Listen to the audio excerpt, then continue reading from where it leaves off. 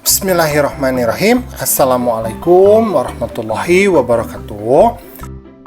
Pada kesempatan kali ini kita akan belajar di kelas 5. Pelajarannya yang keenam yaitu materi Mari mengenal Rasul-Rasul Allah.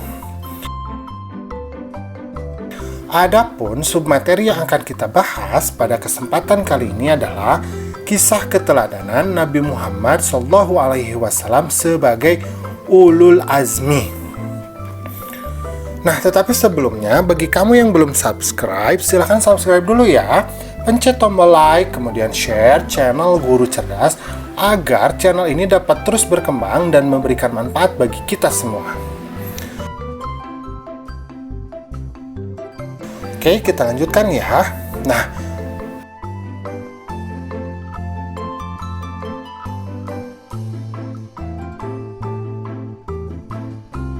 Nabi Muhammad ini saat kecil, beliau itu sudah menjadi yatim. Beliau diasuh oleh ibunya sampai usia kira-kira 8 tahun. Jadi Nabi Muhammad itu ketika kecilnya beliau adalah seorang yatim karena ayahnya itu meninggal kira-kira ketika Nabi Muhammad itu 6 bulan di dalam kandungan ibunya, ya. Jadi Nabi Muhammad itu ketika lahir sudah dalam keadaan yatim. Nah, kemudian Nabi Muhammad setelah dilahirkan diberikan untuk diasuh oleh seorang pembantunya. Namanya adalah Halimah As-Sa'diyah. Nah, seperti itu. Sampai usianya 6 tahun. Nah, setelah usianya 6 tahun, kemudian diberikan kepada ibunya yang bernama Siti Aminah. Nah, oleh ibunya, beliau itu diasuh hanya kira-kira 2 tahun saja. Karena pada usia ketika Nabi 8 tahun, ibunya ini dalam perjalanan menuju kota Madinah, meninggal di suatu desa namanya adalah Desa Abwa.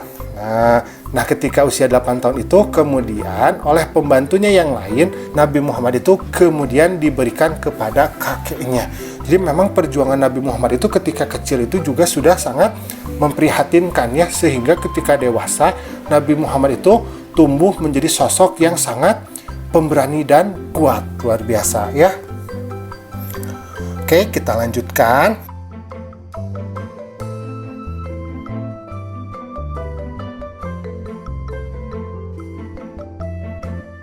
Ketika Nabi Muhammad usianya 12 tahun, maka Nabi Muhammad ini diasuh oleh pamannya. Nama pamannya adalah Abu Thalib. Nah, pamannya ini adalah seorang pedagang. Jadi Nabi Muhammad itu sering ikut berdagang dengan pamannya ke suatu negeri, namanya adalah negeri Syam, ya, atau kita mengenalnya sebagai Syria kalau pada masa sekarang ya, namanya adalah Suriah. Nah, seperti itu.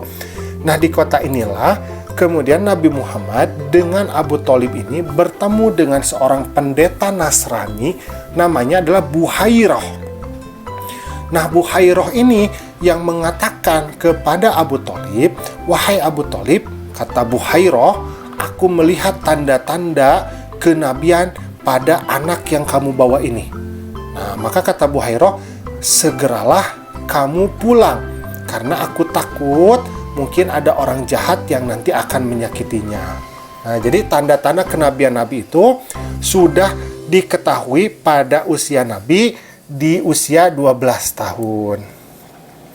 Nah, ketika menginjak dewasa, Nabi Muhammad ini karena kejujurannya diberikan gelar oleh penduduk Mekah sebagai Al-Amin, yaitu artinya orang yang dapat dipercaya.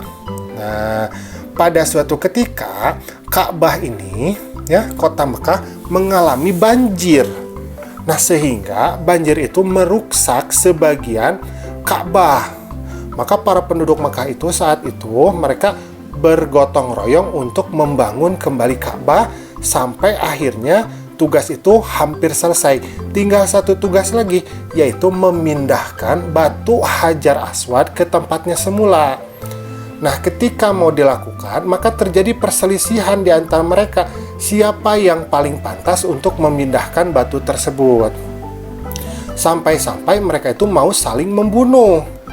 Nah, maka Nabi Muhammad datang sebagai hakim di antara mereka. Kata Nabi Muhammad, Nah, saya memiliki suatu rencana, kata Nabi Muhammad kepada mereka ya. Bagaimana kalau kita letakkan batu Hajar Aswad di tengah sebuah kain?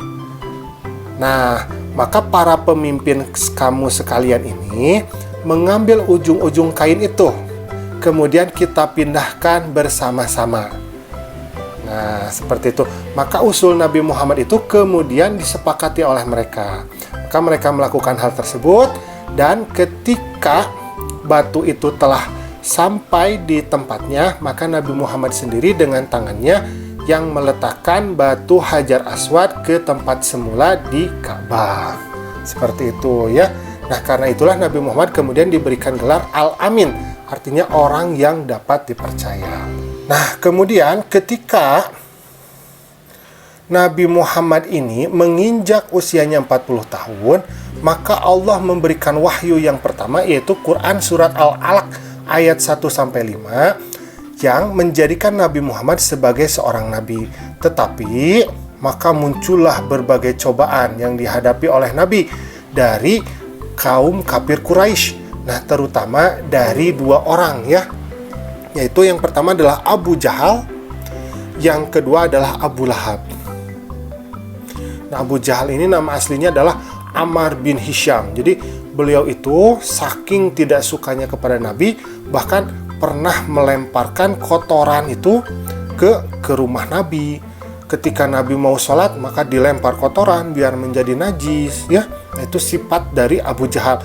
Bahkan beliau juga hampir membunuh Nabi ya, dengan melemparkan batu besar ketika Nabi sholat ya. Nah, itu luar biasa sekali Abu Jahal. Kemudian ada lagi Abu Lahab. Nah, Abu Lahab ini bahkan bersekongkol dengan istrinya. Nama istri Abu Lahab ini adalah Ummu Jamil. Jadi ketika Nabi mau pergi, nah jalan-jalan yang akan dilalui Nabi itu, mereka itu menyebarkan duri, sehingga Nabi itu, maksudnya adalah biar Nabi itu kakinya itu tertusuk duri. Nah, maka luar biasa sekali ya cobaan dari dua orang kaum kafir Quraisy ini. Nah, alhamdulillah pembelajaran kita pada kesempatan kali ini sudah selesai ya. Terima kasih ya sudah menyimak. Assalamualaikum.